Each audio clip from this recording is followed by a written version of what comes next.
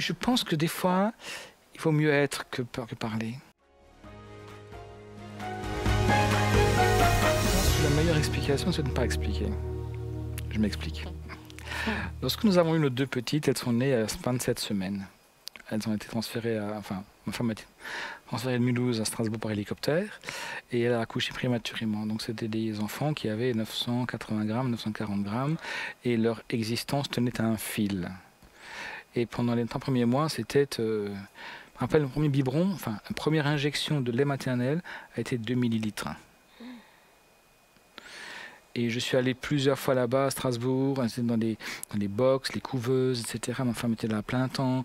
Moi, j'y allais 2-3 fois la semaine, etc. Et on aurait aimé témoigner au corps médical, etc. La seule fois que j'ai témoigné vraiment, j'étais en train de pleurer. J'avais mes 2 mains dans la couveuse. Et il y avait Emma, et Emma était un bouquet de chiffon.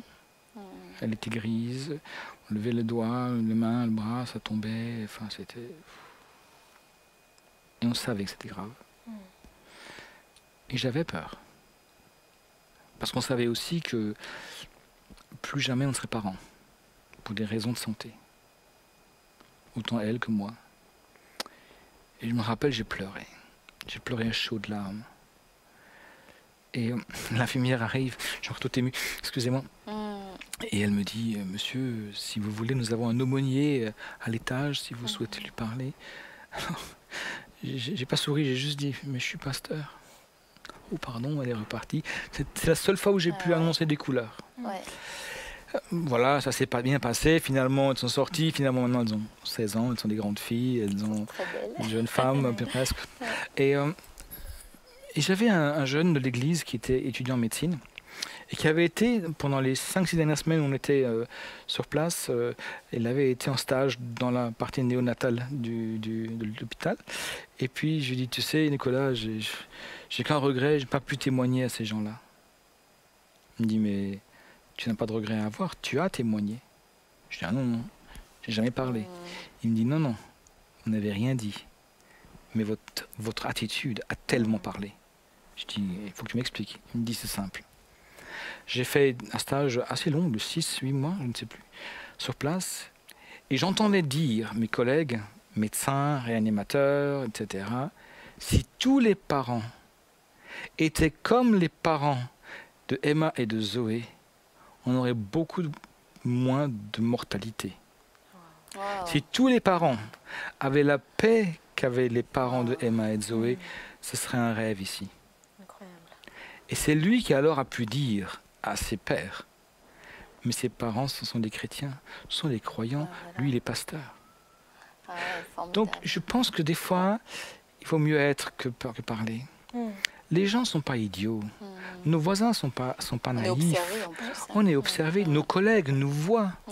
Ils sont avec nous 8 heures par jour. En partie, ils savent ce qu'on traverse. Et donc, le témoignage est très simple.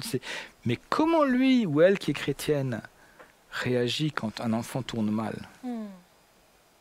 Comment elle fait lorsque son mari a un cancer? Comment il réagit? Et là-dessus viennent des choses. Après, ça n'empêche pas de parler aussi, de témoigner, mais je pense que c'est la vie. C'est la vie, c'est l'expérience de vie qui est le meilleur témoignage. Et des fois, je me demande, et c'est ce que moi j'ai eu comme réflexion finale après notre épisode de la prématurité de nos enfants, et c'est ma question que je me suis posée, est-ce que Dieu utiliserait le malheur des chrétiens pour amener les païens autour de nous à s'interroger et à venir au salut? Je vous pose la question. C'est sûr qu'il voit beaucoup plus loin que nous, là. On est tellement limités. Et lui, il voit tellement les choses, même plus loin dans le temps que pas seulement dans l'espace. Exact. C'est clair. Exact. Donc voilà, moi je pense que la peur, on ne peut pas juste dire j'ai un truc. Et qu'est-ce que je dirais à mon collègue? Je disais que moi je loue le Seigneur. Est-ce qu'il comprendra ce que ça veut dire? Il faudra que je l'explique, il faudra que je le fasse écouter, que je... Voilà. Ah oui.